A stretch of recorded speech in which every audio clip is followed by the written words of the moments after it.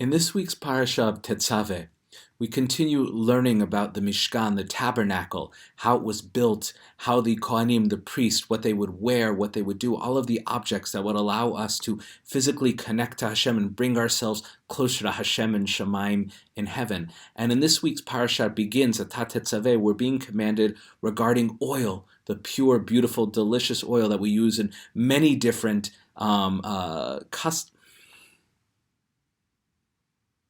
In this week's Parsha of Tetzaveh, we are continuing the conversation regarding all of the laws about building the Mishkan, the portable tabernacle that becomes the Beit HaMikdash, and also the Kohanim, the priest, what they would wear, what they would do, all of the objects in the Mishkan.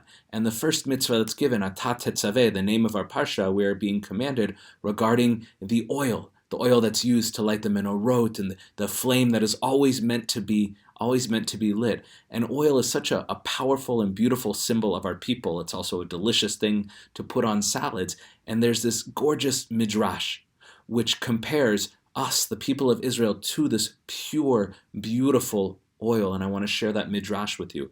So it begins by quoting the pasuk Ve'atat Tetzaveh, reminding us of the oil, and it says Harahud dichtiv, and it brings this verse from Yirmiyahu, where he talks about how we are like this pure, beautiful olive tree. He says, Zait ra'anan yefeh pritor kara Hashem shemech. Hashem is calling us. Our name is like this beautiful olive tree. So how? How are we like a beautiful, pure olive tree? Heve, it continues later in the Midrash, Zait ra'anan yefeh pritor. So here's how I'm going to explain how we're like this, fresh, beautiful olive tree. Dvar acher. Here's one possible explanation. Ma chalaklak Yisrael b'matzav shel machlokot. Just as the people of Israel, Jews, are smooth and slippery when it comes to the situations where we're having debates with each other all over the place, Shenemar, and it brings a verse, Shenemar b'sefer Mishle Rabbi Yoel Bet Vav, in chapter 2, verse 6, Shte Yehudim Shlosha Deot. 2 Jews, 3 opinions. So, in the machlokot, just like oil is all over the place, so too with our opinions, we're all over the place, and it continues, Kach shemen zayit chalaklak, kshe'ashemen zorem ala ritzpa beharbe derachim. So too, when oil spills on the ground, it flows in many different directions, just like the opinions of the rabbis and our people. And Devar Acher continues, here's another way that we are like this oil. Ma zeitim yerukim nimtzaim b'mashke shenikra martini. So just like olives, specifically green olives, are found in this drink known as martini, kach hayehudim nimtzaim bechol machom. So too, Jews are just found all over the place, everywhere you look from. Every martini has a green olive, every place has a Jew in it. Shene'emar, and it brings a verse here, B'Megillat Esther Yud Aleph Hey, in the Megillat Esther, chapter 11, verse 5. And the pasuk goes, Vayihi becheder Achashverosh, and it was when Achashverosh, King Achashverosh, was in his room, Kshehu mitasek b'mischak Sudoku, when he was engaged in playing the game of Sudoku, vehu mitlabesh bebigdei shena, he was wearing his sleeping clothes, his pajamas. Vatera Esther Malka, and appeared all of a sudden Queen Esther. And Achashverosh said something, so he said, Vayomer Leah, so he said to her, Oi, was tanir tondo, ich bin in mein Unterwäsch. He said, what are you doing here? I'm in my underwear. Kach zeitim yerukim blech. So too green olives blech. Shene'emar, another pasuk here to prove this, besefer zait shachor, in the sefer of black olives, bechol dor vador. Mi ohev zeitim yerukim. Who even likes green olives? Yesh lahem ta'am shel eshpa im melach yoter midai. They taste like trash that's too salty.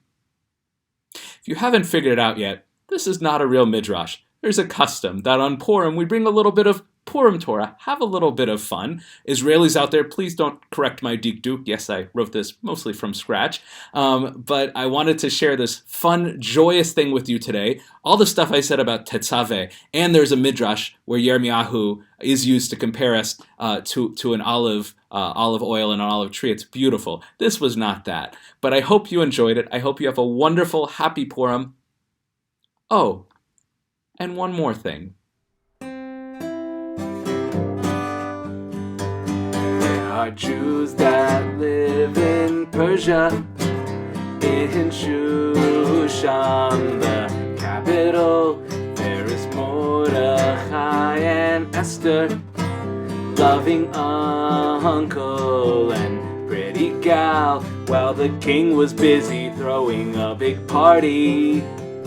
And Vashti, his queen, was playing it cool. Now she's dead and Esther's living in the palace.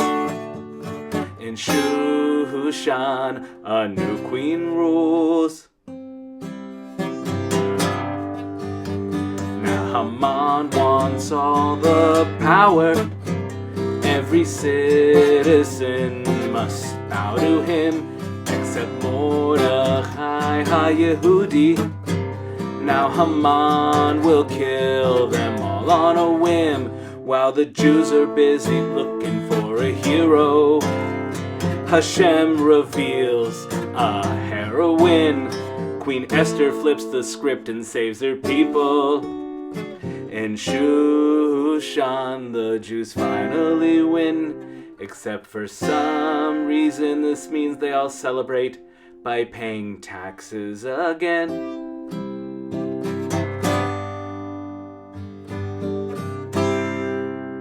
Purim Sameach, everyone.